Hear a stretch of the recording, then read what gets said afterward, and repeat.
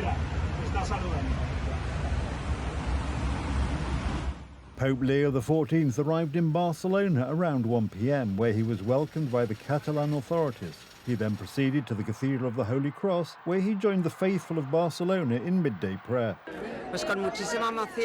I'm very excited that the Vicar of Christ is coming to visit us, that we can welcome him and strengthen our faith. I am happy that I was able to come here despite my limitations, but thanks to a friend who brought me and the people who let me sit here, in the front row, in a chair, I am very, very, very happy. The papal pilgrimage is taking place under the motto from the Gospel of St. John, "Lift up your eyes," which is an encouragement to look beyond one's own daily life, as well as to build the unity called for by Pope Leo XIV. In a world torn by wars and divisions, in a society that is increasingly fragmented and individualistic, we wish to be martyrs, that is, witnesses and prophets of unity, hospitality, harmony and peace.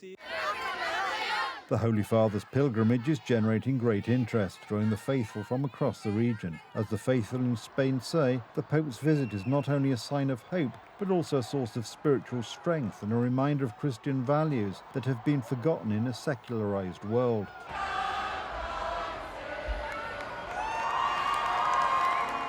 The goal of every pilgrimage by the head of the Church is to strengthen the faith, and this goal also guides his visit to this part of Western Europe, the Iberian Peninsula, to strengthen the faith, especially here, so that this noble nation does not lose sight of its Christian roots.